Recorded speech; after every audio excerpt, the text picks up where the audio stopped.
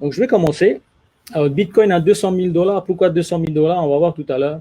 Hein, qu'est-ce qui me fait penser aujourd'hui qu'on va arriver à ce niveau-là et qui nous oblige à réfléchir sérieusement à investir dedans. Alors, d'abord, le Bitcoin, c'est quoi? Alors, le Bitcoin, pour ceux qui ne connaissent pas, donc c'est une nouvelle forme de monnaie, hein, donc digitale, d'accord? Donc, c'est en ligne. Donc, c'est le nouvel Internet parce que jusqu'à il y a peu, allez, il y a une dizaine d'années, hein, le Bitcoin est né en 2009. Jusqu'à une dizaine d'années, vous ne pouviez qu'échanger de l'information sur Internet. Aujourd'hui, vous pouvez échanger de la valeur. Ça, c'est extraordinaire.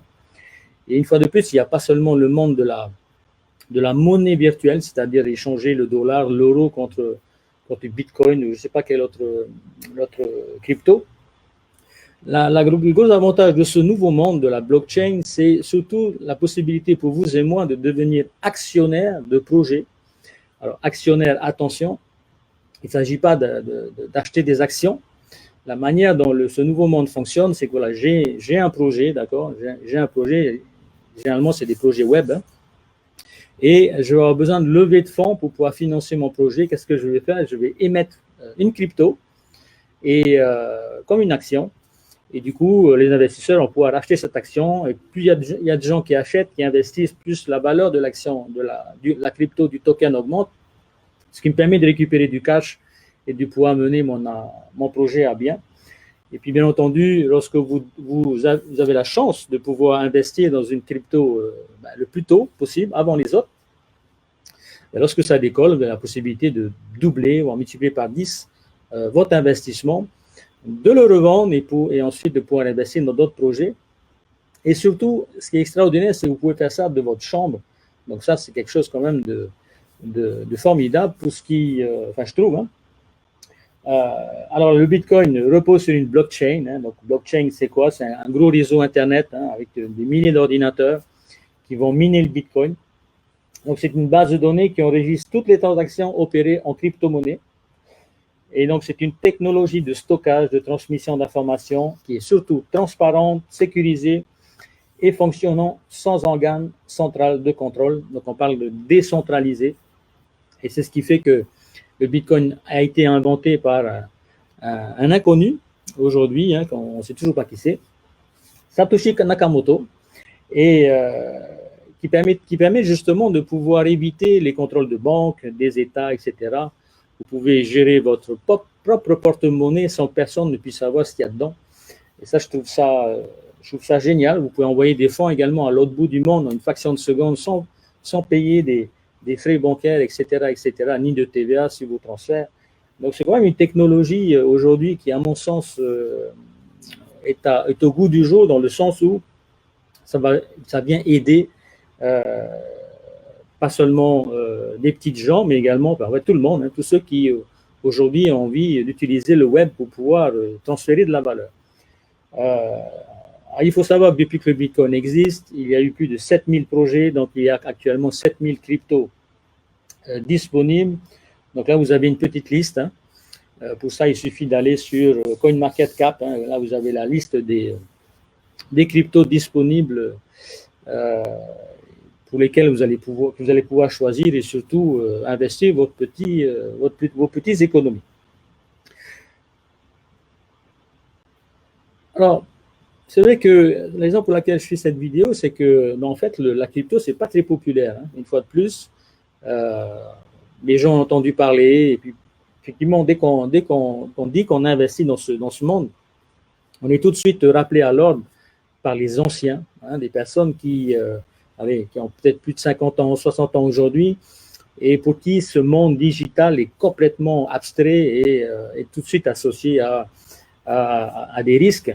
Alors certes, il y a des risques, hein, beaucoup de volatilité, ça passe du bas vers le haut assez rapidement, mais surtout, qu'est-ce qui a fait qu'aujourd'hui, la crypto, parce que le Bitcoin est né en 2009 quand même, qu'est-ce qui a fait qu'il n'est pas encore clairement utilisé hein, par la masse? C'est pas évident. Hein. C'était Idriss Aberkan qui disait dans les grandes révolutions, les grandes innovations, on est toujours passé par 3 étapes. La première, c'est l'étape du ridicule. Hein. Le Bitcoin est passé par l'étape ridicule. L'aviation également, l'automobile, ils sont passés par le ridicule. Ensuite, la deuxième phase, c'est la phase du dangereux. Également, le Bitcoin est passé par la phase dangereuse. Ça fait peur, effectivement, on dit qu'à beaucoup de personnes. L'automobile est passé par le dangereux. L'aviation est passée par le dangereux. Et là, aujourd'hui, le Bitcoin entre dans la phase évident. Donc, aujourd'hui, l'aviation, c'est évident. Vous et moi, on prend l'avion facilement. On a tous des voitures. Donc, le Bitcoin est en train d'entrer dans cette phase évident. Et donc, c'est le meilleur moment aujourd'hui, si vous ne l'avez pas encore fait, ben, de vous y intéresser et de décider si vous allez passer à l'action ou pas.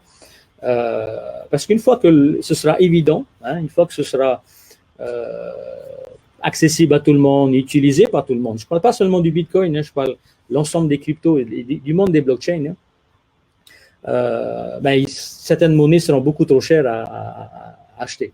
Imaginez un Bitcoin demain à 200 000 $, vous allez pouvoir en acheter des centimes, des centimes de Bitcoin, mais malheureusement, vous allez rater le train. Donc, moi, je compare ça à un ascenseur. Donc, il faut pouvoir choisir le bon ascenseur et ensuite faire fructifier son épargne. Alors, pourquoi c'est aussi méconnu? Parce que le système, gouvernement, État, banque, etc., ont tout fait pour diaboliser ce monde. Parce que les États veulent garder le contrôle de leur monnaie. Il y a une forme de monopole sur la monnaie, que ce soit l'euro, le dollar, le yuan, le yen, etc., etc. Et les banques centrales, elles, qui fonctionnent, bien entendu, main dans la main avec les États, elles sont là pour veiller sur la monnaie, la masse monétaire, le crédit, le bon fonctionnement du système bancaire, fixent les taux d'intérêt. Vous savez que les taux d'intérêt aujourd'hui sont super bas. Il y a des pays où les taux d'intérêt sont négatifs. Donc, ce qui veut dire qu'on vous paye pour faire des crédits, vous imaginez. Et donc, tout ça, c'est parce que justement, on veut faciliter l'accès au crédit, surtout avec le Covid. Ça a été le cas en 2009 également. On veut donner la possibilité aux gens de pouvoir emprunter facilement et donc, bien entendu, ensuite investir, consommer, etc., etc. Malheureusement, la situation aujourd'hui fait que on a beau mettre en place ces incitations à la consommation, le monde réel aujourd'hui est en crise. Vous connaissez la situation des entreprises, etc., etc. Alors c'est sûr que le Covid est venu empirer la situation, mais depuis 2008 déjà, on y était déjà plus ou moins dans ces logiques. Alors, juste pour vous dire, le chat, là, pour l'instant, si vous voulez bien ne pas perturber le déroulement des diapos, sinon les participants vont devoir naviguer entre ce que je dis et ce que vous écrivez. Donc, il y a un moment où vous allez pouvoir poser des questions, ne vous inquiétez pas tout à l'heure. Alors, le système bancaire, du coup, il garantit la stabilité des prix pour éviter l'inflation ou la déflation, donc l'augmentation des prix et la baisse des prix. Et puis, nous avons connu déjà une crise super forte en 2008, vous vous souvenez, la crise des subprimes. Et la réaction des États, ce n'était pas la première fois, ça avait déjà été le cas. Ça a été l'impression massive de billets de banque pour relancer l'économie réelle, mais surtout le monde de la finance. Donc, on réalise, lorsqu'on bosse un peu sur l'économie, qu'il y a deux mondes. Il y a celui de la finance, la bourse, etc., et le monde réel que vous et moi nous connaissons et que nous fréquentons tous les jours, soit on allant au restaurant, au magasin, etc., dans un taxi, c'est ça l'économie réelle. Et il y a une économie de la finance qui réunit essentiellement les grosses sociétés et qui aujourd'hui, clairement, ce sont elles qui bénéficient de ces impressions, de l'hélicoptère monnaie, l'impression massive de billets de banque, parce qu'on parle de trillions de dollars, trillions d'euros qui sont imprimés. Alors, la crise de 2008, vous la connaissez, donc la crise des subprimes, ces produits financiers toxiques dans lesquels on a mélangé des dettes de particuliers jusqu'à ce qu'on se rende compte que certains particuliers n'avaient même pas la possibilité de rembourser leur crédit.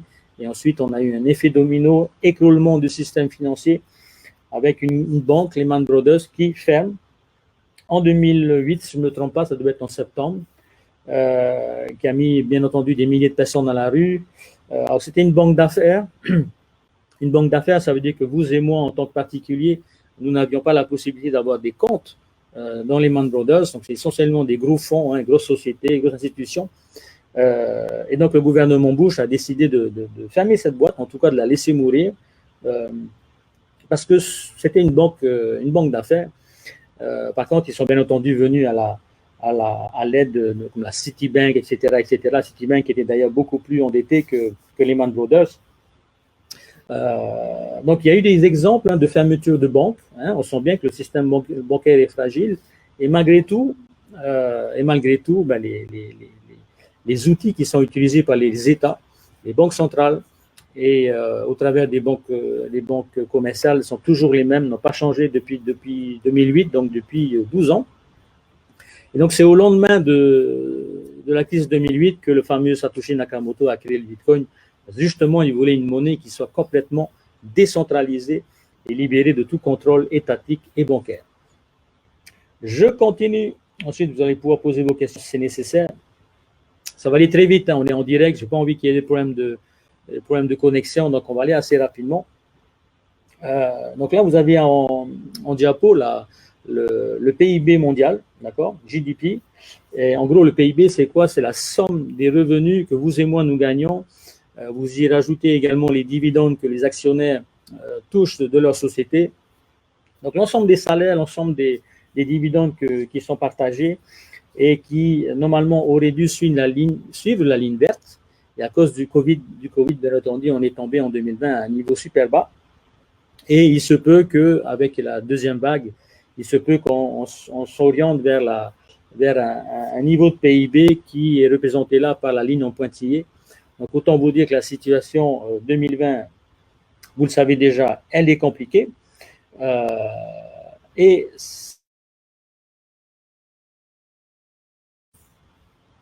donc, la courbe verte, c'est l'endettement des États, l'endettement public. Et en rouge, ça a été l'économie l'économie mondiale qui a continué à plonger. Et donc, les États aujourd'hui sont super endettés, ils n'ont jamais été autant endettés. Je crois que le taux d'endettement de la France aujourd'hui est à 110%, quelque chose comme ça du PIB. Donc, autant vous dire que les États ne seront pas en mesure de rembourser leur trillion de dollars d'endettement ou d'euros, peu importe. Et ce qui va nous amener à une situation un peu compliquée à terme. Peut-être les forcer à annuler leurs dettes, à dévaluer leur monnaie, etc., etc.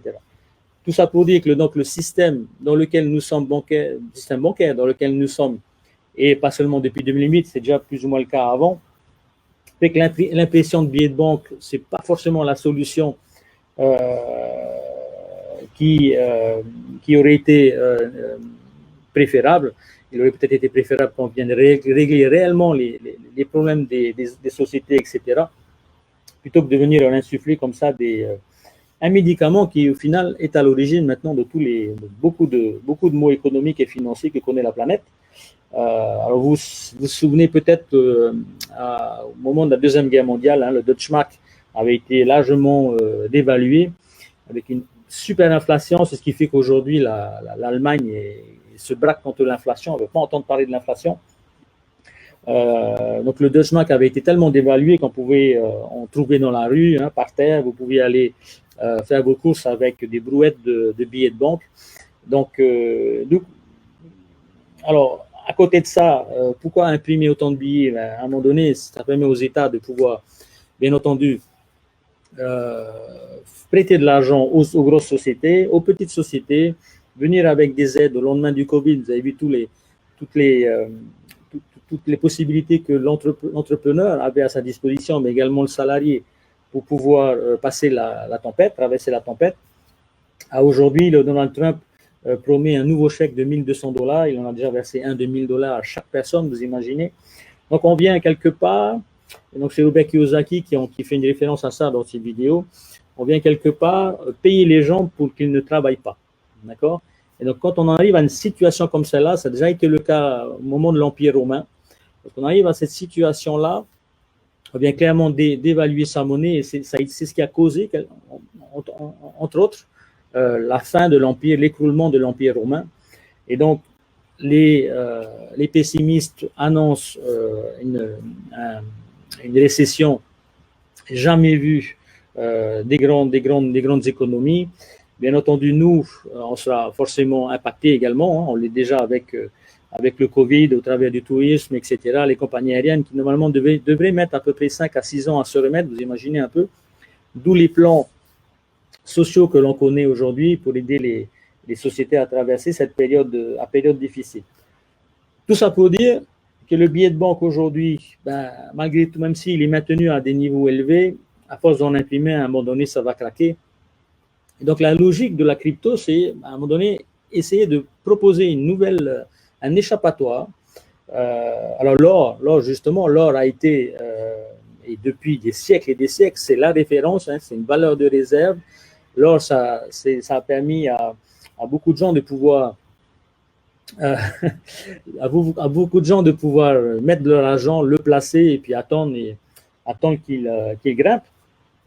Alors, le problème de l'or, c'est que vous ne pouvez rien en faire. C'est-à-dire que l'or, vous avez un lingot d'or, je crois que ça doit valoir 5 000 $ aujourd'hui, ou ça a dû monter, non, excusez-moi, 50 000 $. On doit être pas loin de 5 millions de francs pacifiques. Le problème de l'or, c'est que vous ne pouvez pas l'utiliser réellement. Il est difficilement divisible, d'accord?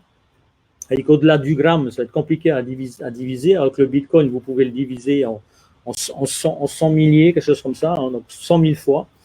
Donc, c'est des satoshis, hein, les centimes que vous obtenez. En termes de transport également, hein, difficile à transporter de l'or et à l'envoyer à l'autre bout de la Terre. Vous pouvez envoyer du Bitcoin rapidement à un membre de votre famille. Donc, c'est ce qui se passe aussi aujourd'hui dans des pays comme le Venezuela, l'Iran, où les économies sont fragilisées, où la monnaie elle a perdu complètement la confiance des populations. Et donc, on voit dans ces pays, malgré tout, donc du coup, une hausse du recours au Bitcoin, malgré une fois de plus hein, toute l'atmosphère négative, risquée, etc., qui lui sont associées et qui sont alimentées par les États et par les banques. Alors, je continue ici. Cependant donc, puisque le Bitcoin est né en 2009, il est quand même possible de regarder derrière nous ce que le Bitcoin a été capable de faire. Alors, je vois Gaëtan qui dit « le reste, c'est foireux, à part l'or ». Je ne suis pas tout à fait d'accord avec toi. Effectivement, il y a énormément d'actifs, hein, on va les appeler comme ça, des actifs qui peuvent être foireux. Mais moi, ce que j'aime bien, c'est regarder l'historique et réellement parler concrètement, voir ce que l'histoire nous apporte et nous enseigne. Lorsqu'on regarde l'évolution du Bitcoin de 2009 à 2017, hein, donc là, c'est la flèche blanche, au début, le Bitcoin valait moins d'1 $. Hein, et il est passé à 20 000 $. Et donc, sa progression a été donc un coefficient de 26 millions. Vous imaginez 26 millions.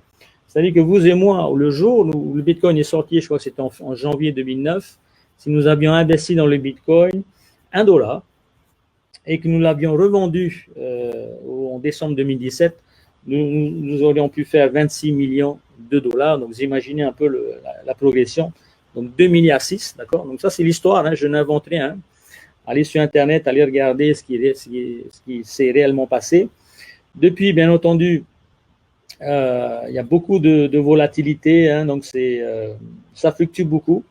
Donc, ça suppose, bien entendu, de rester soit dans une logique de long terme, c'est-à-dire quand vous avez investi dans une crypto, un peu comme dans l'immobilier, hein, ou comme dans l'or, hein, tu as raison, Gaëtan, on ne doit pas négliger l'or. Eh bien, on va attendre plusieurs années pour voir un peu la manière dont les choses vont. Ça va être réellement une réserve, hein, une valeur de réserve, voir comment les choses évoluent. Et donc, lorsque vous voyez ce diagramme, vous voyez que le Bitcoin, ensuite, après décembre 2017, a baissé. Il est descendu l'année dernière, hein, en 2019, pour remonter en fin d'année dernière. Hein, donc, ça, c'est le deuxième pic. Donc, vous devez voir ma flèche là. Et ensuite, il est redescendu. Et là, on en est ici aujourd'hui à ce niveau-là. Hein, d'accord? Alors, la grosse question, c'est qu'est-ce qui va se passer après? Donc, c'est ce qu'on va partager au cours de cette présentation. Alors, je disais deux manières d'investir là-dedans. Soit vous êtes sur une logique de long terme, hein, d'accord, moyen à long terme, c'est-à-dire que vous raisonnez en années. Hein, c'était Warren Buffett qui disait ne n'investissez pas dans quelque chose dans lequel vous n'avez pas envie de rester minimum 10 ans. Et lorsque vous regardez les cours de l'évolution de la bourse aux États-Unis depuis 140 ans, eh bien, elle n'a fait que grimper. Donc, quelque part, lorsqu'on est dans les logiques de long terme, on limite ces risques. C'est ce que je veux dire. Donc, si vous êtes par contre sur des logiques de vendre, acheter, etc., donc là, on est sur une logique de trading. Ça c'est risqué. Il faut être formé, il faut faire super attention. C'est pas non plus donné à tout le monde parce que nerveusement, ça peut vous jouer des tours. Hein. Donc, il faut rester de marbre face à telle ou telle situation. Donc voilà, tout ça pour dire que lorsque je regardais ce graphique la première fois, ça m'a paru quand même une sacrée opportunité. Surtout que je travaillais à l'époque, quand le Bitcoin est né en 2009, j'aurais pu investir $10, j'aurais pu investir $100. Et bien entendu, ma vie aurait complètement changé à partir de là, et la vôtre certainement aussi. On verra des exemples tout à l'heure de personnes qui sont devenues milliardaires grâce à la crypto. Alors, ce n'est pas seulement le fait du Bitcoin, hein, c'est aussi les performances d'autres cryptos qui vous permettent aujourd'hui d'atteindre des coefficients multiplicateurs incroyables et qu'on n'obtient pas aussi rapidement sur la bourse. On verra un exemple. Alors, du coup, pourquoi le Bitcoin aujourd'hui patauge en dessous des $20 000? Pourquoi il n'a jamais réussi à décoller? La réponse qui est partagée aujourd'hui à l'international, c'est qu'il lui manque une forme de reconnaissance. C'est-à-dire qu'il n'est pas suffisamment reconnu. Hein. C'est aussi la raison pour laquelle je fais cette vidéo. Il n'est pas encore utilisé. Alors, c'est aussi le tout premier, c'est la première crypto. Donc, en termes au niveau technique, il n'est pas fait pour faire des opérations rapides, etc., etc. C'est ce qui a fait ensuite qu'il y a eu le déploiement d'autres cryptos pour venir justement. Alors, oh là là. Anne, je ne sais pas ce que tu... Ok. Ok, Anne, tu peux arrêter de nous balancer ce genre de messages qui ne servent à rien. En plus, avec Anne, tu n'as pas la tête d'une femme. Donc, je disais, qu'est-ce qui manque au Bitcoin aujourd'hui? Une fois de plus, la reconnaissance. Et donc, du coup, on était à l'affût, donc moi, avec mes élèves, avec un certain nombre de personnes, tous ceux qui ont investi dans le Bitcoin, moins d'1% de la population mondiale, on était à l'affût de nouvelles, de reconnaissance de la part des institutions. Et qu'est-ce qui s'est passé? Qu'est-ce qui s'est passé il n'y a pas longtemps? Donc, je ne me trompe pas, le 22 juillet, vous avez la date là, donc le Bitcoin a été clairement, pas seulement le Bitcoin, l'ensemble des cryptos, ont reçu une forme de reconnaissance de la part donc, de l'institution suprême bancaire américaine, l'OCC, d'accord, qui a autorisé les banques américaines à pouvoir stocker et gérer vos cryptos à votre place. Donc ça a été une nouvelle extraordinaire qui était espérée par ceux qui avaient investi dans le Bitcoin. Et donc ça, c'était il y a un mois, allez, un peu un mois et demi, bientôt 2 mois. Et ce matin, donc une autre nouvelle, ce matin ou hier, donc une plateforme d'échange, donc Kraken, vous connaissez peut-être. Alors, quand vous achetez vos bitcoins, vous allez dans un bureau de change, c'est de la monnaie, vous allez dans un bureau de change en ligne. Et donc Kraken, c'est l'un des leaders. Donc Kraken a eu en gros, il est reconnu aujourd'hui comme un établissement bancaire. Donc il a l'autorisation d'agir comme une banque aux États-Unis. Donc je crois que c'était au Wyoming. Donc pas sur l'ensemble des États, il me semble-t-il. Mais en tout cas, aujourd'hui, ça commence à se répandre. Et ça a été une nouvelle encore, suite à celle de la nouvelle précédente. Ça a été quelque chose encore de génial pour l'ensemble du secteur, pour l'ensemble des personnes qui y croient. Ça veut dire quoi? Ça veut dire que l'ennemi numéro 1 de la crypto, qui est le monde bancaire, a reconnu l'importance de la crypto, de tous les avantages qu'il y avait derrière la crypto. Ce qu'ils ne reconnaissent pas, bien entendu, c'est son côté décentralisé, parce qu'il échappe au contrôle des États. Mais en tout cas, d'un point de vue technique, aujourd'hui, on lui reconnaît apporter énormément d'avantages, non seulement aux institutions, mais également aux utilisateurs, c'est-à-dire les porteurs, vous et moi, etc., etc. Alors, il y a des personnes qui nous envoient des messages là un peu bizarres, donc n'en tenez pas compte, s'il vous plaît. On va continuer notre vidéo. Alors, je disais tout à l'heure, c'est de l'Internet, c'est essentiellement de l'Internet, mais il y a maintenant de plus en plus de parallèles entre le monde réel, hein, le monde de l'entreprise réelle et le monde des blockchains. Donc là, il y a Renault qui déploie une blockchain pour tracer et certifier la conformité de ses pièces de voiture. Donc on a ce parallèle, ce pont qui est fait maintenant entre ces deux mondes, et ça, je trouve ça extraordinaire également. Donc si demain vous croyez dans un projet blockchain, vous achetez son token, qu'il est utilisé par Renault, Coca-Cola également, qui utilise la blockchain Ethereum pour sa chaîne d'approvisionnement. Donc vous avez là la possibilité une fois de plus, de ne pas devenir actionnaire, mais de pouvoir avoir un jeton, hein, donc un token, une crypto du dit projet, de la dite blockchain qui ensuite gagne en valeur. Alors, Tama, sauf que l'investissement en crypto a pour but de la décentralisation, maintenant Kraken a une forme de banque, ça fait un peu paradoxe. Je suis d'accord avec toi, Tama, hein, on n'en a pas besoin de ça, hein, parce que avec la blockchain, le monde de la blockchain, vous et moi, on est devenus des banques, dans le sens où aujourd'hui, si vous avez un minimum d'Ethereum, etc., ou d'autres cryptos, vous allez pouvoir les prêter, pareil avec le Bitcoin, vous allez pouvoir également en emprunter. Donc au final, vous et moi, on devient quelque part des banques, et c'est ce que pressentaient les banques il y a quelques années. Ils ont eu raison, hein, c'est un vrai danger pour le monde bancaire. On n'avait pas besoin que Kraken devienne une banque. Ça va certainement s'accompagner de plus de contrôle, hein, de la part des États, mais quelque part, ça vient aussi et surtout donner beaucoup plus de reconnaissance à la crypto-monnaie de manière générale. Et je pense que c'est ça qui était attendu, hein, plus de reconnaissance. Donc, c'est aussi la raison pour laquelle j'estime aujourd'hui, comme beaucoup d'autres, que nous sommes à la veille d'un vrai changement, d'un vrai bull run, et pour lequel il ne faut pas, bien entendu, pas rester passif, bien entendu, essayer de choper les opportunités. Alors maintenant, on va faire un petit parallèle entre les actions de la bourse, hein, donc les actions principales, Apple, Amazon, et ce monde de la crypto. Donc, vous voyez là, c'est l'action Apple. Ici, vous avez au début, donc là, on est au mois de mars, d'accord? Et bon, ici, la ligne rouge, c'est la situation à aujourd'hui. Vous savez peut-être que la bourse aujourd'hui est en train elle commence à fatiguer, donc on sent une forme d'affaiblissement. Hein. Effectivement, donc je fais partie des personnes qui pensent que cette impression de billet de banque finit par avoir ses limites, et on y arrive. Mais malgré tout, si on prend le point le plus bas et le point le plus haut, d'accord, on est à 160% d'évolution depuis le mois de mars, c'est-à-dire depuis que le Covid a frappé. Donc, je ne sais pas si vous vous souvenez, le 12 mars, lorsque Donald Trump annonce la fermeture des vols avec l'Europe, la bourse a craqué.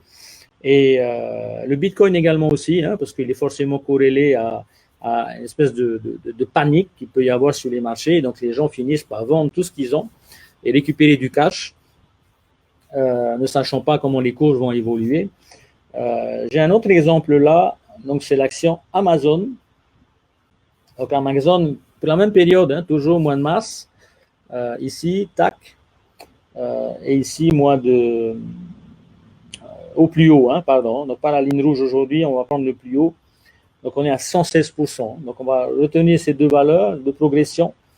60%, salut Irina, 60% pour Apple et 116% pour Amazon. Apple étant numéro 1. Hein. C'est-à-dire que si vous prenez la société où il y a le plus de capitalisation boursière, Apple est numéro 1.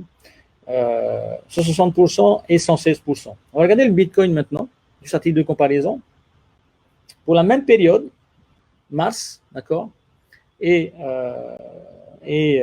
au plus haut, on arrive à 210% d'augmentation. 210% contre 116% et 160%. D'accord? Ça, c'est l'histoire. Hein? C'est ce qui s'est passé. On est d'accord? Donc, si vous deviez investir, si vous n'aviez pas le choix, bien entendu, vous pouvez jouer la carte de la diversification si vous avez de l'argent. Vous pouvez investir sur plusieurs ascenseurs, véhicules financiers, ou utiliser les thèmes que vous voulez. Ben vous voyez tout de suite que le Bitcoin, c'est quand même un actif qu'il ne faut pas négliger, hein, plus 210% sur la même période. Et on va regarder l'Ethereum. Ethereum qui est numéro 2, hein, d'accord? Ethereum, c'est la deuxième plus grosse crypto, donc 444%. 444%. Vous imaginez, donc multiplié par 5. Donc elle était à 100, un peu moins de $100, elle est passée à plus de 400$ au plus haut. Donc vous imaginez les pas de géant qu'on peut faire avec ce monde-là. Une fois de plus, hein, beaucoup de volatilité. Donc là, on est au mois. Hein. Donc si je venais mettre à l'heure, aux 4 heures ou à la journée, vous verrez effectivement une montagne russe. Mais si vous êtes une logique de moyen à long terme, vous pouvez faire une belle opération. Je continue.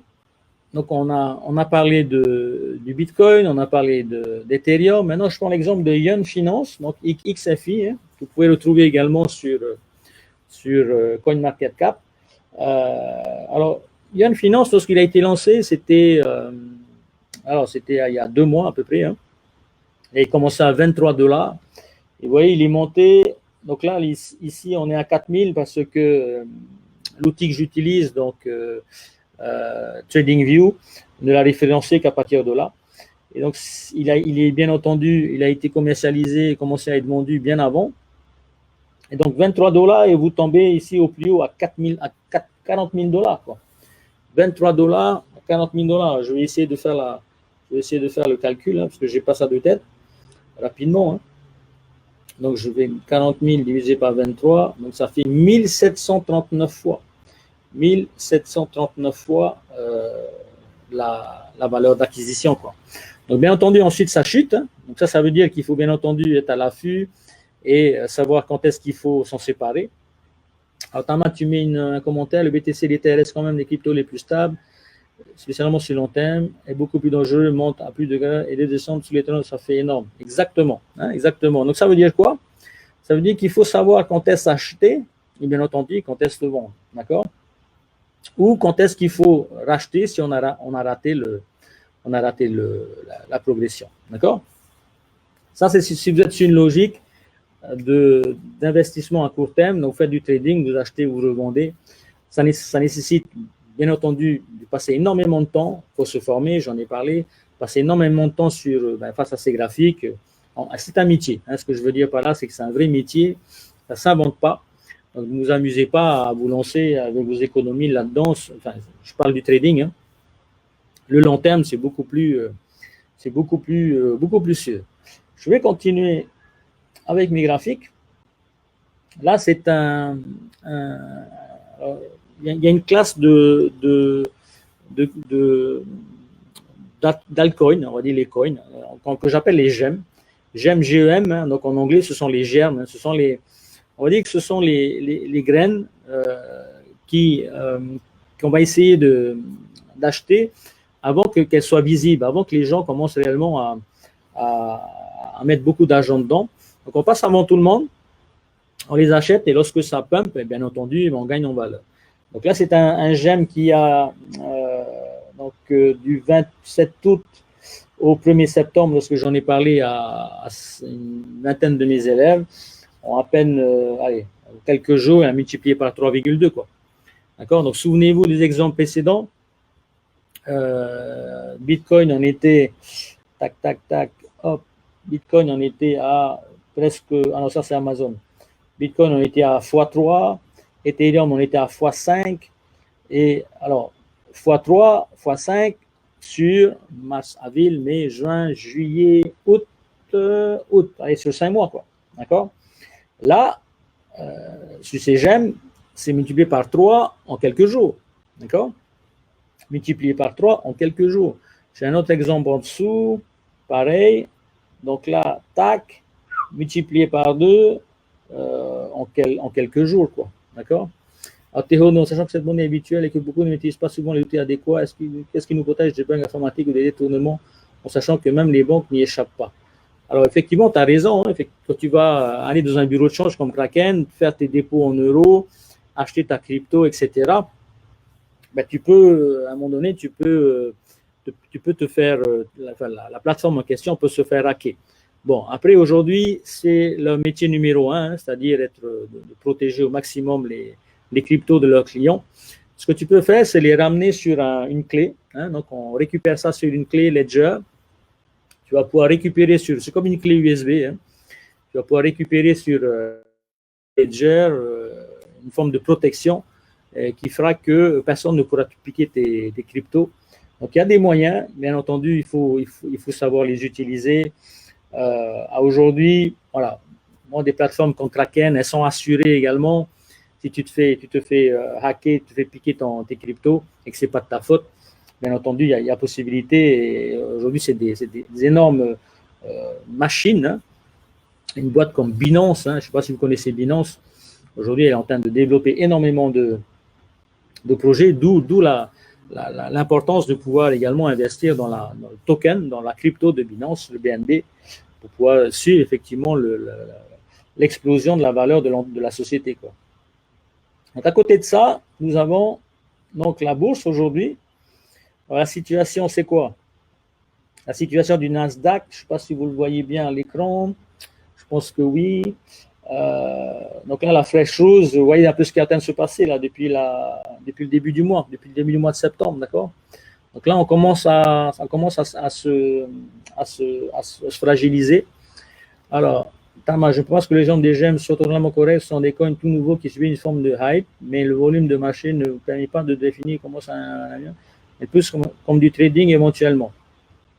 Alors, il y a une manière de s'en séparer à moitié. Il y a une manière de pouvoir, à un moment donné, récupérer ton capital et tu laisses courir uniquement tes intérêts, hein, tes profits. Donc, de cette manière, tu protèges ton capital.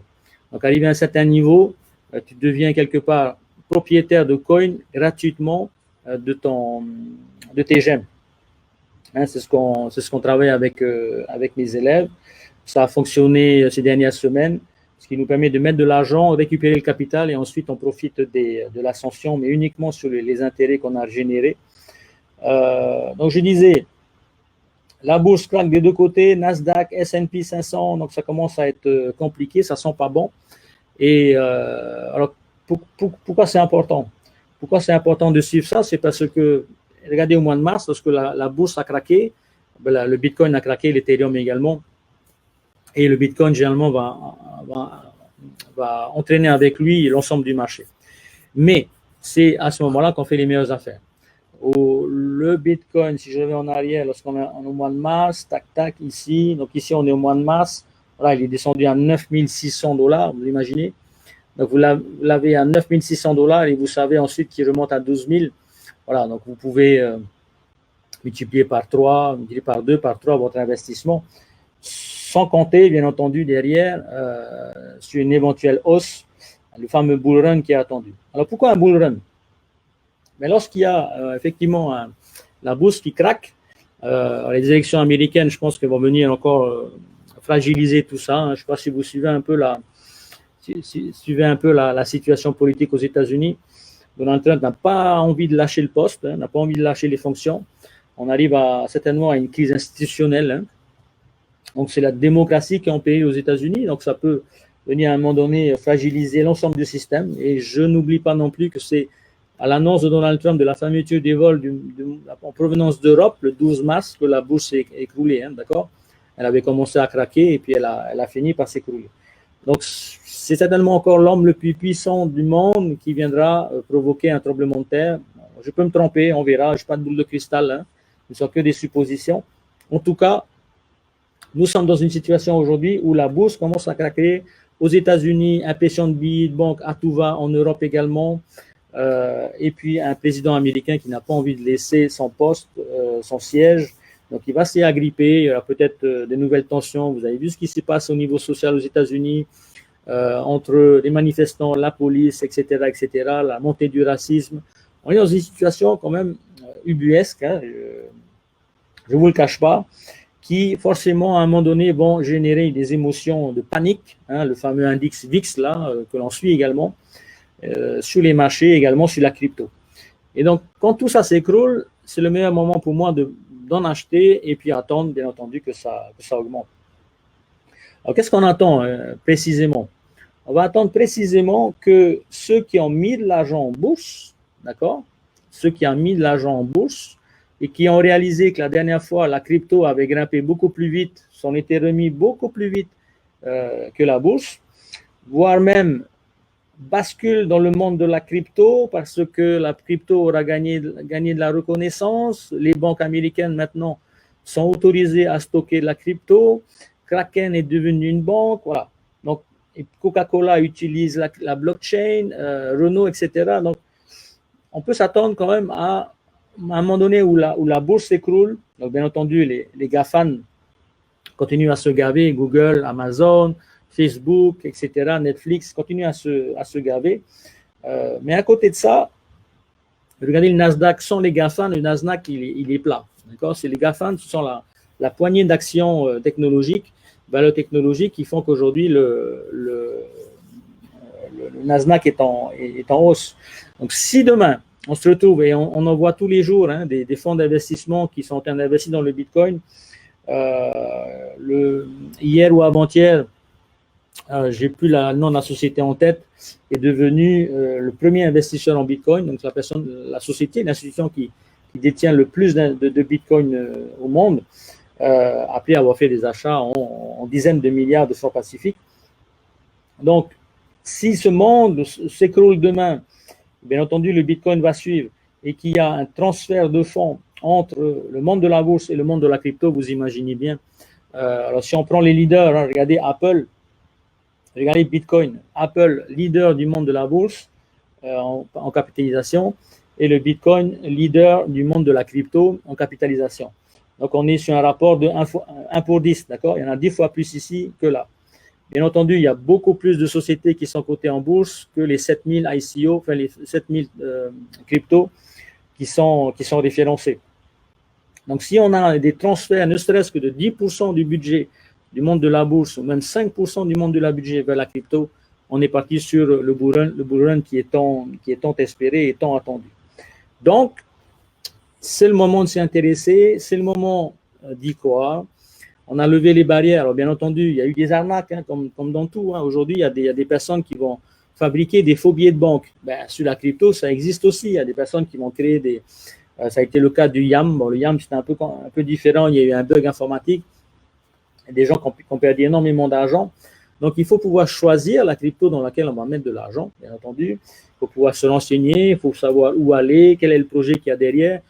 Tout en sachant également que c'est un monde technique, c'est super compliqué d'essayer de suivre tel ou tel projet. Donc, nous, ce qu'on fait avec mes élèves, on fait ça en groupe.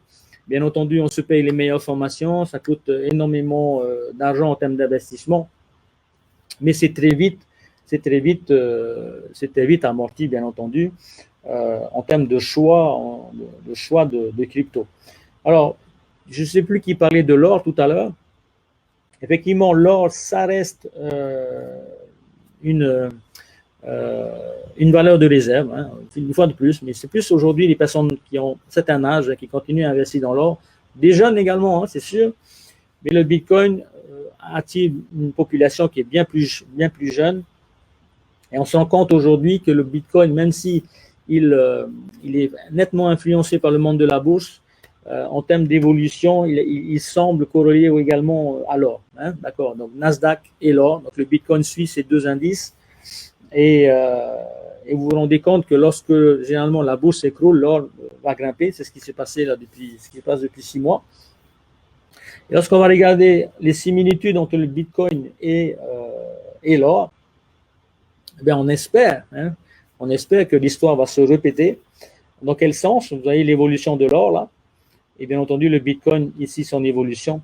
Donc, ce qu'on espère, c'est bien entendu, après cette reconnaissance massive, et une fois de plus, vous avez vu les articles, on en arrive. Il y a une reconnaissance de plus en plus forte de la crédibilité de certaines cryptos, pas toutes, certaines cryptos. Donc, on va espérer que tout ça grimpe. Alors, maintenant, où est-ce que ça peut aller? Je vais boire un peu d'eau, sinon je vais m'étouffer. Vous pouvez en profiter pour faire pareil.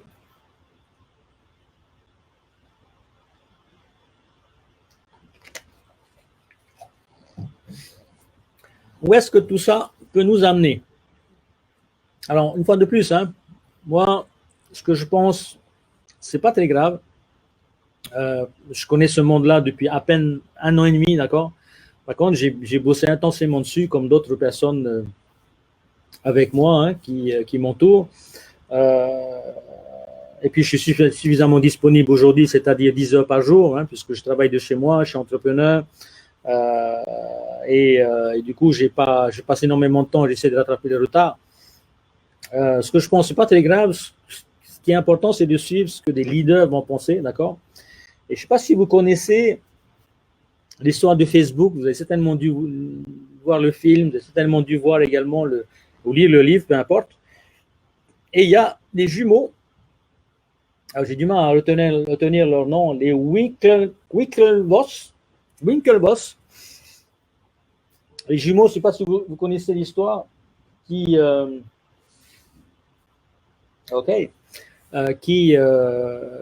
quelque part ont inventé Facebook, d'accord. Ce sont ces deux-là qui ont passé commande à Mark Zuckerberg lorsqu'ils étaient je crois que c'était Harvard, et Mark Zuckerberg leur a piqué le projet, d'accord. Donc ça s'est terminé au tribunal.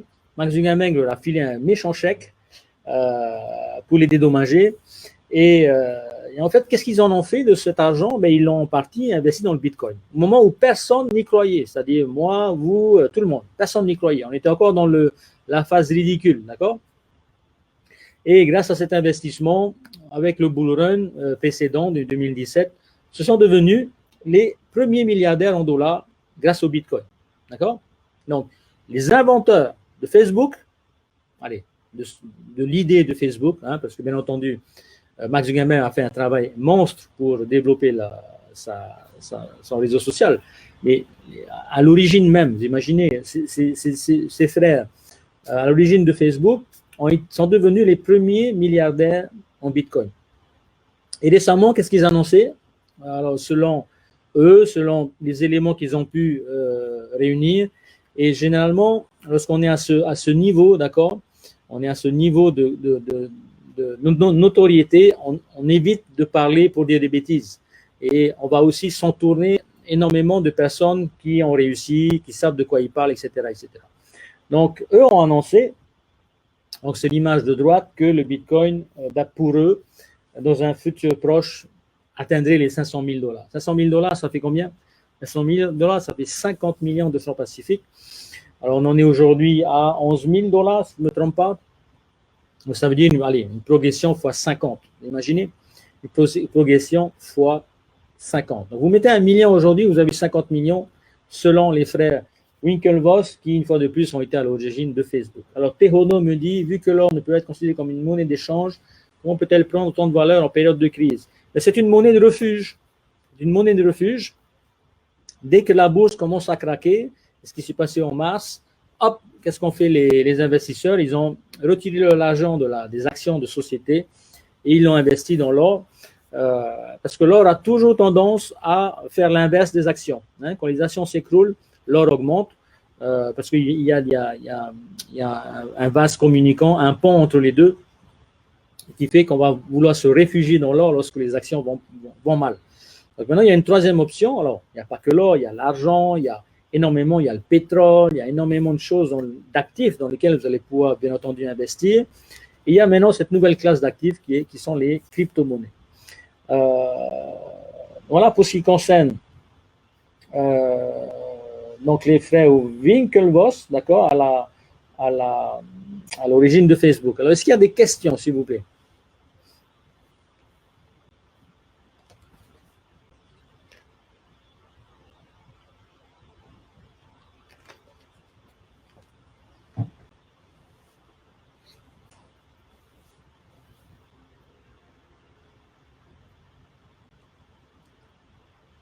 Pas de questions?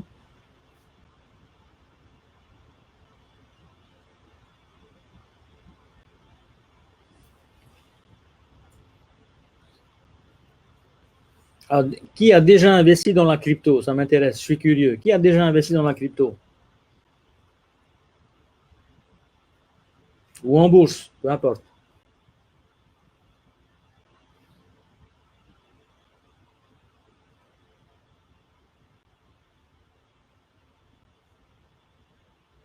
Qui a déjà investi dans la crypto? Tama, je te réponds juste après. Hein. Alors, question d'Audrey. Quand tu investis, combien il faut investir? La réponse, elle t'appartient, d'accord? L'important, c'est jouer de la carte de la diversification. Qu'est-ce que ça veut dire la diversification? Ça veut dire que je ne mets pas tous mes œufs dans le même panier, bien entendu, d'accord? Et on n'est pas à l'abri demain qu'une Ethel, super. On n'est pas à l'abri demain qu'aux États-Unis, Donald Trump fasse une annonce après TikTok qui disent maintenant la crypto c'est fini. Alors ce serait pas logique parce que les banques américaines viennent d'être autorisées à accepter de la crypto. Imaginons qu'on ait une mauvaise nouvelle planétaire, bien entendu, la crypto finirait par connaître certains désagréments. Mais quand on voit le monde réel, Coca-Cola, Renault, etc., utiliser de plus en plus la blockchain, je vois difficilement comment les choses peuvent évoluer dans le mauvais sens. Maintenant, pour répondre à ta question, c'était qui? C'était c'était Audric. Quel montant, c'est ça ta question, quel montant il faut investir, c'est ça? Quand tu investis, combien il faut investir? L'important, c'est de pouvoir constituer ton portefeuille, ok, dans lequel tu vas mettre tous les actifs que tu souhaites récupérer. Donc, imaginons que tu es aujourd'hui propriétaire d'immobilier. Donc, l'immobilier fait partie c'est un actif, d'accord? Alors, si tu y habites, ce n'est pas un actif parce qu'il ne te rapporte pas d'argent. Imaginons que tu as une maison que tu as mis en location. Donc ça, c'est un actif. Et bien entendu, tu vas pouvoir le comptabiliser dans ton portefeuille. Après, si tu veux investir en bourse, si tu penses qu'il y a des nouvelles sociétés qui sont en train de se monter, si tu veux investir dans Facebook, etc., mais tu vas prévoir un budget. Si tu investis dans le pétrole est en train de baisser. Je n'ai pas regardé ces 2 derniers jours, mais la semaine dernière, ça avait l'air d'être le cas. Normalement, il est à un niveau de $60. Il est descendu bien bas, à moins de $20. Je parle du brut, du Brent, pardon. Moins de $20 au moment du crack en mars, pendant le confinement. Après, tous les véhicules, les avions étaient à l'arrêt, donc moins de consommation. Mais dans le cas d'un crack boursier, il se peut qu'il y ait panique également sur le pétrole, et auquel cas tu peux investir dans le pétrole en attendant qu'il remonte à $60 le baril. Donc il y a une multitude comme ça d'actifs dans lesquels tu peux investir. L'or, bien entendu, d'autres métaux précieux, les diamants, etc., la perle, peu importe, donc une multitude. Dans la crypto, idéalement, il faut faire attention parce que, une fois de plus, c'est risqué, c'est risqué. Donc, il faut faire super attention à la manière dont tu vas investir, pas une proportion importante de ton portefeuille, juste au cas où il se passe quelque chose de dommageable. Voilà, donc sincèrement, moi je vois des personnes qui investissent 90% de leur portefeuille dans la crypto, des personnes qui vont mettre moins de 10%. Donc ça, c'est réellement personnel. Je ne saurais pas répondre à ta place. Alors, Teiva Simon, quel est le site? Alors, Kraken, Binance, Coinbase, d'accord? Ça, tu peux trouver sur Internet. Alors, Hiari, tu n'as pas encore investi, mais ça te tente de plus en plus. Irina va s'y mettre, ok. Faïté, super. Audrix, c'est bon. Alors, Irina, effectivement, tu investis de l'argent dont tu n'as pas peur de perdre. On va dire dont tu n'as pas besoin. Tu me diras, on a toujours besoin d'argent, d'accord? C'est quoi le process? Le process, c'est bien entendu faire travailler son argent, d'accord? Parce qu'aujourd'hui, si vous êtes salarié, vous travaillez en échange de votre temps. Vous êtes payé en échange de votre temps, du temps que vous travaillez. Vous êtes actif. Si vous êtes chef d'entreprise, vous êtes actif, sauf si vous avez mis en place les équipes, ce sont les équipes qui travaillent à votre place. Là, l'objectif d'un investisseur, c'est de faire travailler son argent. C'est l'argent qui travaille avec le temps.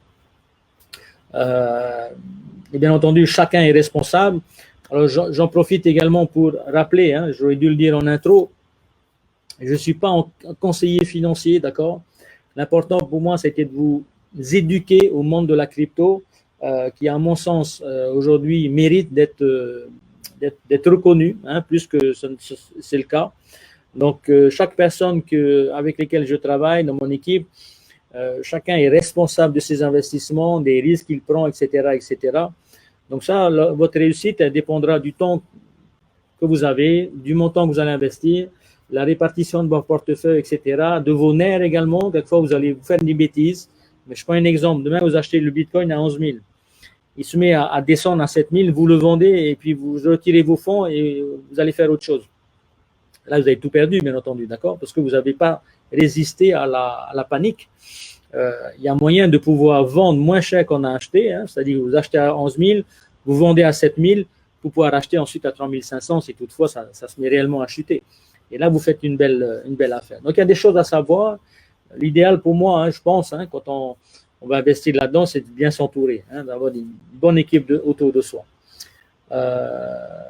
Tac, Coinbase, on va essayer de faire un compte avec Christine, mais il n'est pas accessible à l'APF. Alors, avec Coinbase, tu peux utiliser un VPN. Hein, Irina, tu peux utiliser un VPN et tu installes ça installe ExpressVPN sur ton ordinateur et tu fais croire que tu résides en France. Donc, normalement, ça passe comme ça. Voilà. Pas d'autres questions, les amis? Je peux continuer?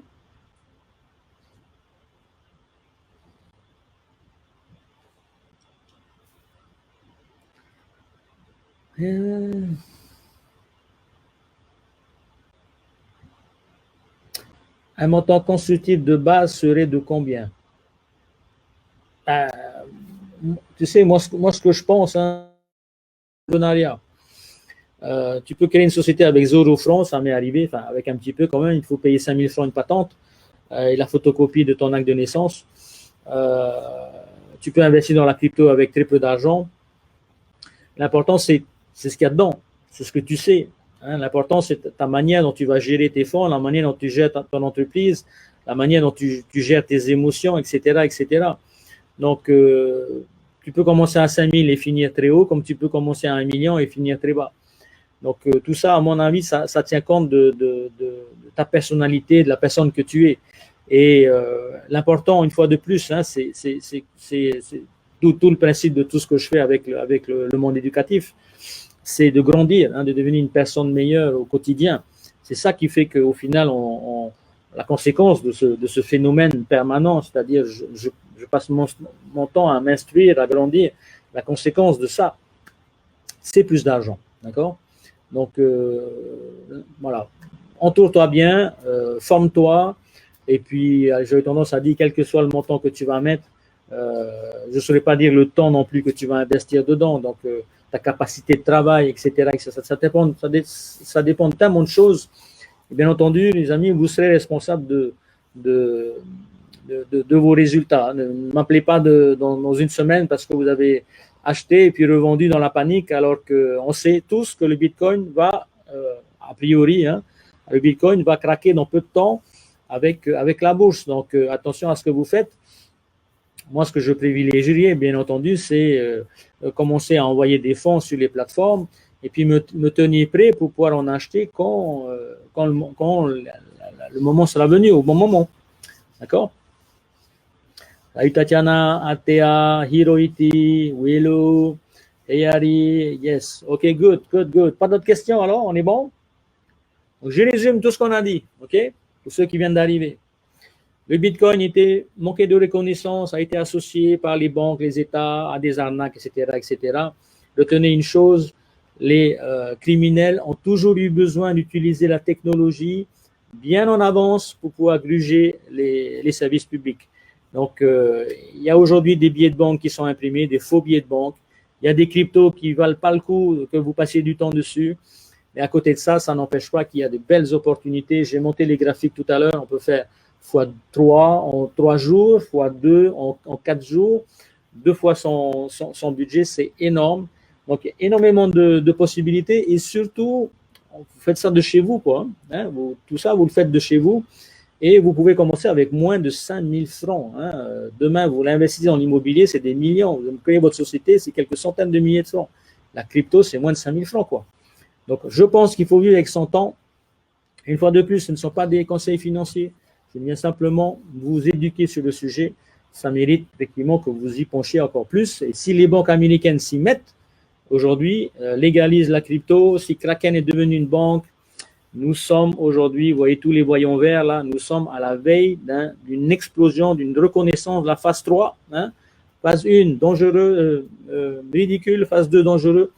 Nous entrons dans la phase évident, c'est-à-dire que pour moi, je pense dans 1, 2, 3 années, pas plus, vous n'irez plus chez votre commerçant utiliser votre carte de Visa, Amex, qui elles-mêmes ont eu besoin d'une forme de reconnaissance et un déploiement technique. Vous irez avec simplement votre smartphone, seulement votre smartphone, et vous irez acheter ce que vous voulez avec vos cryptos, quoi. D'accord? Je pense. Hein? Ça, c'est mon avis. Alors, Tehono, pourquoi ne pas essayer d'ouvrir notre propre crypto à l'échelle polynésienne et ainsi permettre concurrence à la monnaie locale, mais aussi une voie alternative, ce qui pourrait permettre d'évoluer Je pense qu'il y a certainement des projets. Hein. Je crois qu'il y a un service qui s'occupe de ça. Il a mis en place, il y a peu de temps, des budgets pour les porteurs de projets.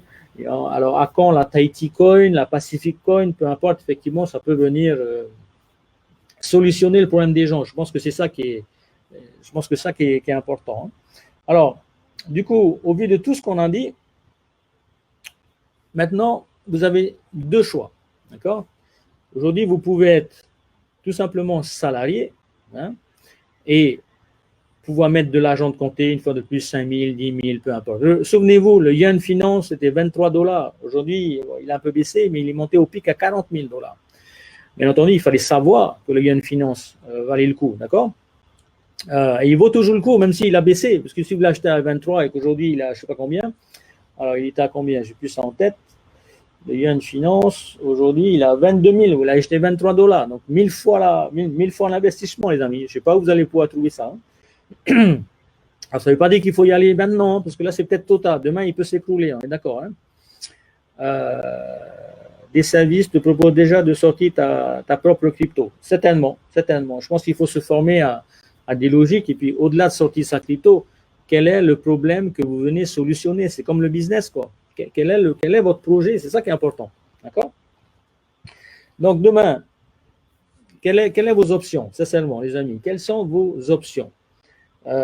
Si vous êtes salarié, il y a de fortes chances pour que demain, votre employeur, ou peut-être votre employeur est déjà en train de réfléchir à la possibilité de vous séparer de vous, ou une partie de ses effectifs. Donc, vous savez que l'emploi est menacé aujourd'hui, d'accord? Donc, ça, je ne vous le cache pas. Les incidences du tourisme, surtout dans nos îles, c'est dramatique. Donc, si demain, ça se passe mal aux États-Unis, on a parlé de Donald Trump, on a parlé de la bourse, on a parlé d'éventuels encore risques sociaux aux États-Unis, le racisme, montée du racisme, etc., etc. Tous ces phénomènes-là, on les a déjà vus dans le passé, hein, d'accord? Dans ce genre de problème, dans le genre de situation, il y a une montée de nationalisme, il y a une montée du racisme, il y a une montée de je vais haïr l'étranger, je veux garder mes ressources pour moi, etc., etc. Et donc, ça va causer forcément des problèmes. Donc, si vous restez salarié, super. Si vous avez encore votre job, super. Félicitations. Maintenant, nous sommes aujourd'hui je pense, à l'aube d'une nouvelle ère, d'accord? Nous sommes à l'aube d'une nouvelle ère où, si vous le sentez, vous voyez bien, on peut gérer sa société avec un ordinateur aujourd'hui, d'accord? On n'a plus besoin de commerciaux, on peut communiquer sur Facebook, on peut communiquer facilement sur YouTube, faire ses propres vidéos, etc., etc. Vous voyez la présentation de ce soir, j'ai fait ça tout seul, quoi. Donc, vous pouvez être entrepreneur tout seul, à condition, bien entendu, de savoir quoi faire et surtout apporter une solution au problème des gens. Ça, c'est devenir entrepreneur. Et vous pouvez aussi racheter une entreprise.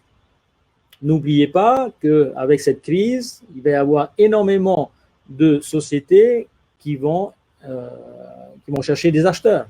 Okay? Parce que on a connu des crises précédentes, on va faire face à une nouvelle crise. Il y a déjà des sociétés qui sont dans le domaine du tourisme qui sont à vendre. Donc, vous avez aussi la possibilité à un moment donné de pouvoir acheter une boîte. Mais vous rachetez une boîte et vous n'avez pas été formé pour gérer une boîte. D'accord? Alors, vous allez me dire, mais si, c'est facile, la finance, machin, la comptabilité, gérer des gens. Ouais. Ouais, c'est ce qui fait que 9 entreprises sur 10 ferment. D'accord?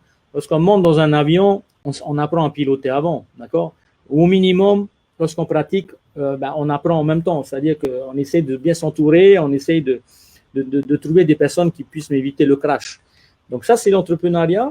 Je pense qu'il va y avoir des super opportunités là prochainement, si vous avez de l'argent, ou si vous avez des actifs et que vous pouvez obtenir un crédit auprès de la banque, vous allez pouvoir acheter une ou plusieurs sociétés au cours des 4 prochaines années qui vont être clairement difficiles. Vous allez pouvoir également investir dans l'immobilier. Hein. Il va y avoir une chute des prix à l'occasion de pouvoir acheter des choses. J'avais dit, donc je suis propriétaire du site petiteannonce.pf. En 2015, j'avais vu passer une annonce et j'ai eu du mal à la valider, mais finalement je l'ai fait parce que je n'ai pas saisi l'opportunité. J'étais à Nouméa à cette époque. C'était une maison au bord de mer, à 1000 mètres carrés, à Hapiti, 30 mètres de sable blanc, maison à étage, 3 chambres, à 29 millions. D'accord. La même maison l'année dernière, ou allez, il y a quelques mois, elle valait plus de 100 millions. Donc, au moment où une crise, c'est une baisse des prix. Lorsque les prix seront bas, vous allez pouvoir acheter des actifs, d'accord, acheter des actifs à condition, bien entendu, de savoir négocier, trouver les bonnes opportunités, trouver les investissements, les fonds auprès de la banque, etc., etc. Donc, ça nécessite, à un moment donné, les amis, ça nécessite d'être responsable, d'accord. Ça nécessite d'être responsable. Hein, ça nécessite de croire qu'on peut réussir. Et pour beaucoup de gens, la réussite, c'est que pour les autres. D'accord. Il n'y a que les autres qui peuvent réussir. Moi, je ne peux pas réussir parce qu'on m'a dit que je n'étais pas bon. Et ça, c'est faux. La réussite, ce n'est pas une question d'intelligence. Ce n'est pas une question d'intelligence. C'est tout simplement ce que vous avez dans la tête. Vous pouvez mettre un milliardaire sur une plage en maillot de bain et un SDF sur la même plage en maillot de bain. La seule différence qu'il y a entre les deux, c'est ce qu'ils ont dans la tête, tout simplement. Et donc, si quand vous partez du principe qu'à partir d'aujourd'hui jusqu'à la fin de ma vie, chaque matin je me lève, je grandis, ben vous allez voir l'argent arriver quoi qu'il arrive. Vous allez essuyer des échecs, ça m'est arrivé aussi, j'ai lancé des boîtes, ça s'est planté, j'ai lancé des sites internet, ça s'est planté. Heureusement pour moi, j'ai plus réussi que je me suis planté, d'accord. Donc ça c'est une chose. Le monde de l'entreprise, extraordinaire, plein de choses à apprendre, etc., etc. Maintenant, si vous avez un minimum d'argent, vous pouvez également devenir investisseur dans le sens où, voilà, saisir des opportunités, vous intéresser à la bourse, vous intéresser à la crypto, intéresser au pétrole, etc., etc. Donc, les deux volets, vous n'avez pas besoin de les choisir, c'est-à-dire que vous n'êtes pas obligé de choisir l'un ou l'autre, vous pouvez utiliser les deux. Vous pouvez utiliser demain la possibilité de monter votre entreprise. Vous pouvez utiliser demain la possibilité de racheter une entreprise. Vous pouvez monter demain la possibilité de pouvoir convaincre une banque pour pouvoir investir dans l'immobilier. Vous allez pouvoir également, avec de l'argent que vous allez épargner, que vous allez ou vendre tout simplement pour investir dans le Bitcoin en mars l'année dernière. Regardez, je reviens sur ma courbe là. Pour investir dans le Bitcoin là en mars l'année dernière, là, ici, là. À ce moment-là, j'ai vendu mon jet ski. D'accord. Donc, effectivement, ça n'a pas plu dans la famille. Ben, voilà ce qu'il a fait juste après, là. Vous voyez ce qu'il a fait. Voilà. Donc, entre autres, d'accord. Donc, vous allez quoi? Chercher le maximum de financement pour pouvoir vous payer vos rêves, quoi. D'accord. Pour pouvoir vous payer vos rêves. Et quand vous savez que là, a priori, la valeur du Bitcoin ou d'autres cryptos, ben, ça vont exploser. 500 000, 200 000, peu importe. Personnellement, juste une fois de plus, que je pense ne compte pas, mais je veux dire mon avis, 500 000, ça me paraît. Alors, il faut mettre une date peut-être, dans un futur proche, il faut voir, là, ils disent dans le futur, ok. Mais sur 2022, les personnes que je suis, sur 2022, l'horizon, c'est 200 000 $, d'accord. Donc, multiplié par 20. Vous l'achetez 1 million aujourd'hui, il vaut 20 millions dans quelques temps. Vous n'êtes pas obligé d'avoir 1 million, vous pouvez l'acheter avec 10 000 francs. Je vous rappelle, vous pouvez acheter des centimes de crypto. Une fois de plus, il se peut que tout ça s'écroule demain et donc vous aurez perdu 10 000, 20 000, 100 000, 2 millions, 3 millions. Voilà, ne me tenez pas responsable, ok, c'est vous qui prenez la décision une fois de plus. Et ce que je veux dire par là, c'est que c'est maintenant que ça se passe. N'attendez pas d'avoir que les trains soient partis. N'attendez pas que les cryptos, les petits tokens, etc. auront pumpé pour revenir sur une vidéo comme celle-là et me dire, Steve, mince, j'aurais dû t'écouter le 17 septembre 2020. Donc, c'est réellement maintenant que ça se passe. D'accord? Maintenant, juste pour terminer, si vous pensez que moi, je peux vous accompagner pour réussir là-dedans, d'accord, au vu des explications que je vous ai données, vous savez peut-être que j'ai créé Business Maker Academy en 2016, j'ai eu plus de 800 élèves qui sont passés dans mes salles. Donc, aujourd'hui, je suis de plus en plus sur le web, d'accord. Donc, si vous vous avez besoin de vous former à l'entrepreneuriat parce que, un, vous voulez monter une boîte, vous avez perdu votre job, ou deux, vous voulez demain racheter une boîte, et vous allez pouvoir acheter des boîtes pas chères, les amis. Mais il faut vous former, sinon vous allez vouloir la revendre ensuite pas cher, vous allez perdre de l'argent. Donc, il faut pouvoir se former à gérer une boîte, les amis. Ce n'est pas donné à tout le monde. Une fois de plus, on ne pilote pas un avion sans s'être formé. Alors, du coup, je vais vous partager, pour ceux qui, ici, sont intéressés par devenir entrepreneur. J'ai une formation en ligne où il y a une 50aine de vidéos. Vous pouvez trouver l'essentiel, les clés que je partage à mes élèves. Donc, c'est en vidéo, dispose 7 jours sur 7, 24 heures sur 24. Ça coûte 4 900 francs par mois. Voilà, c'est 2 McDo, on est d'accord? 2 McDo. Donc, tout ça, c'est en ligne. Vous vous inscrivez directement sur, je vais vous partager le lien, hein, aussi simplement que ça, je mets dans le commentaire. Donc, c'est la formation entrepreneur en ligne, BMA Online. OK? Je la partage tout de suite. Hop, voilà. Donc, vous l'avez en commentaire. Voilà. OK. All right. Vous l'avez en commentaire. Donc, ça, c'est ma première formation. Maintenant, il y a certainement des personnes qui m'écoutent ce soir et qui sont millionnaires. D'accord? Millionnaires, c'est-à-dire qu'ils ont 1 million, 2 millions, 3 millions, ils ont vendu un terrain ou ils viennent de négocier avec leur entreprise la possibilité de quitter leur boîte avec du cash. Les amis, si aujourd'hui vous avez quelques millions à placer, et il ne s'agit pas d'aller dépenser demain des voyages à Hawaï, ou je sais pas, c'est maintenant que votre vie va changer, c'est là. Profitez qu'on va être en crise, les prix vont être le plus bas pour pouvoir acheter. Donc, si vous êtes investisseur, donc moi j'ai créé un autre programme qui s'appelle BMA Invest, dans lequel il n'y a que des millionnaires. Alors, quand je dis des millionnaires, c'est des personnes, une fois de plus, hein, qui ont de l'argent. OK? Et mon objectif, c'est quoi? C'est d'accompagner ces personnes à investir dans leur portefeuille et les forcer à se créer un portefeuille. Il y a beaucoup de gens qui ont mis de l'argent de côté, c'est dans leur compte bancaire, ils vont avoir 2-3 millions. Et retenez une chose, et j'ai oublié de le dire tout à l'heure, le FMI, au lendemain de la crise de 2008, avait déjà annoncé la possibilité de taxer à hauteur de 10% votre épargne, notre épargne. D'accord? Donc, ce n'est pas le moment d'avoir du cash sur vos comptes bancaires. Alors, mes amis banquiers ne vont pas aimer ce que je viens de dire. Ce n'est pas le moment d'avoir du cash sur vos comptes bancaires parce que si demain, alors, les 10%, c'était pour rembourser les dettes de 2008. Alors, imaginez là, maintenant. Donc, à un moment donné, il faut bien qu'il y ait quelqu'un qui paye les pots cassés, il faut bien qu'il paye l'endettement des États et compagnie, et ça, ce sera nous. Et ils viendront chercher directement votre argent sur vos comptes bancaires. Donc, votre argent, il faut le placer, les amis. C'est maintenant, là, le moment où les prix vont baisser. Pourquoi? Et ça aussi, j'ai oublié de le dire. Ce qui se passe en ce moment, c'est le cumul de 2 cycles d'endettement. Ça veut dire quoi? Vous savez qu'il y avait certainement une crise tous les 7-8 ans. D'accord? Il y a une crise en 2001, une crise en 2008, il devait y avoir une crise en 2016, mais malheureusement, qu'est-ce qu'ont fait les États? Ils ont imprimé des billets de banque pour la retarder au maximum. C'est ce que fait Donald Trump pour pouvoir faire en sorte que la bourse ne s'écroule pas avant son élection. D'accord? Parce que si ça s'écroule, il est sûr de perdre.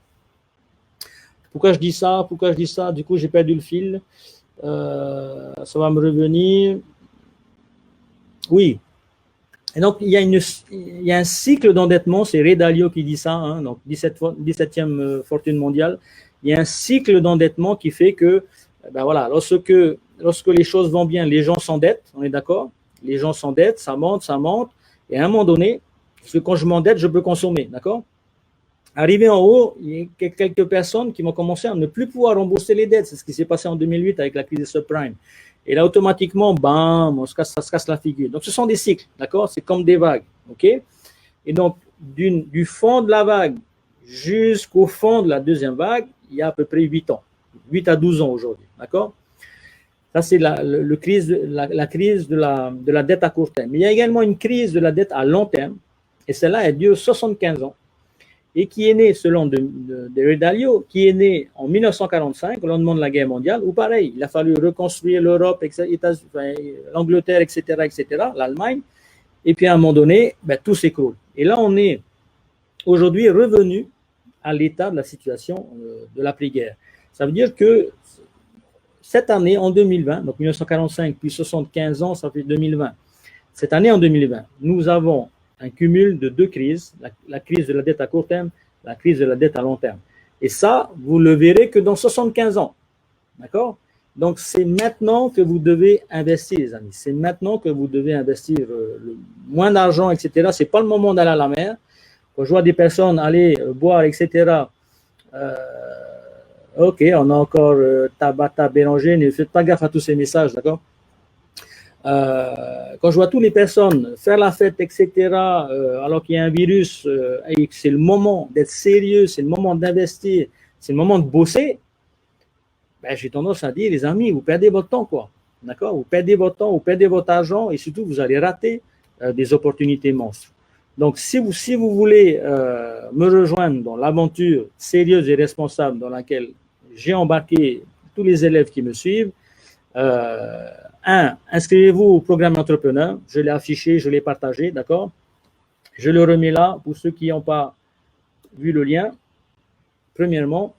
Et deuxièmement, si vous êtes investisseur et vous voulez être investisseur, en tout cas, vous avez de l'argent de côté et vous voulez investir, les amis. Moi, j'ai créé un cercle de millionnaires. On dit les millionnaires, des personnes qui ont plus d'1 million à investir. Pourquoi?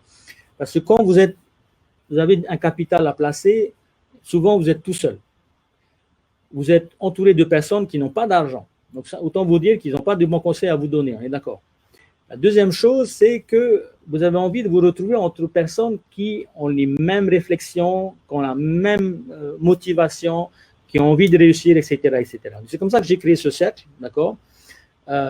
Et donc, il s'appelle BMA Invest. OK? BMA Invest. Alors, pour BMA Invest, je n'ai pas de lien, d'accord? Je ne vais pas vous envoyer un lien, etc., etc. Ce que je vais vous faire, c'est pour ceux que ça intéresse, pour ceux qui sont intéressés par BMA Invest, ce que je vais vous partager, c'est simplement un planning. Si ça vous intéresse, vous vous inscrivez, vous me donnez votre nom et je vous appelle à l'heure que vous voulez. Je vous appelle et on parle. Et je vais vous expliquer en gros ce qui va se passer. Si ça vous intéresse, you go. Si ça ne vous intéresse pas, vous laissez tomber. Une fois de plus, ça se destine à des personnes qui ont de l'argent, qui sont millionnaires et qui veulent investir dans leur portefeuille. On est bien d'accord, hein? C'est investir dans votre portefeuille comme moi je l'ai fait, comme d'autres personnes qui me suivent aujourd'hui dans ce groupe qui s'appelle BMA Invest. Donc, je vais vous partager le calendrier. Okay? C'est un calendrier où vous allez pouvoir faire, vous poser vos comment on appelle ça, posez vos rendez-vous, d'accord? Donc, prenez rendez-vous sur ce calendrier, vous cliquez, vous avez juste à suivre, et ensuite, vous choisissez une date, 1 heure, ça dure une demi-heure, je vous appelle, on parle pendant une demi-heure, je vous explique comment ça va se passer, et ensuite, on zigo ou on zigo pas, d'accord? C'est vous qui verrez. Alors, Veillora, all good, n'hésitez pas, vous n'allez pas le regretter, merci Veille, si aujourd'hui j'ai ouvert mon business, c'est bien avec tout ce que j'ai appris en 2 ans au travers de BMA, yes. Être entrepreneur et investisseur aujourd'hui, jamais je n'aurais cru un jour. Merci Steve de m'avoir permis d'être freedom today. Merci Veille. Merci Veora. Love you. Thank you. Donc les amis, voilà pour la présentation de ce soir. J'espère que vous avez été convaincus qu'aujourd'hui la crypto, ça devient sérieux, ça devient de plus en plus crédible et reconnu. Donc mon conseil, regardez bien les choses, étudiez-les. Et si vous avez besoin d'être accompagné, si vous pensez que je peux vous aider avec mon équipe et mes élèves, on s'entraide tous, bien entendu. Il n'y en a pas un qui est plus intelligent que les autres. On va utiliser tous les cerveaux qui sont là. Donc, 2 formations BMA Online. Donc, j'ai partagé le lien. Clac, vous inscrivez, vous avez toutes les vidéos. Et puis, pour ceux qui aujourd'hui ont envie d'investir leurs millions, nous avons un autre programme pour les millionnaires. Et là, on est entouré de millionnaires et on avance ensemble. Voilà, les amis. Voilà ce que je voulais partager ce soir. Merci à tous. Une fois de plus, ce ne sont pas des conseils financiers, c'est de l'éducation. Donc, éduquez-vous. Pour moi, c'est ça la clé. Gros bisous, merci encore. Merci William, merci Pascal, merci Ethel. Bonne continuation à tous. Et puis, n'oubliez pas, investissez en 2020. Ciao, bye bye. Merci.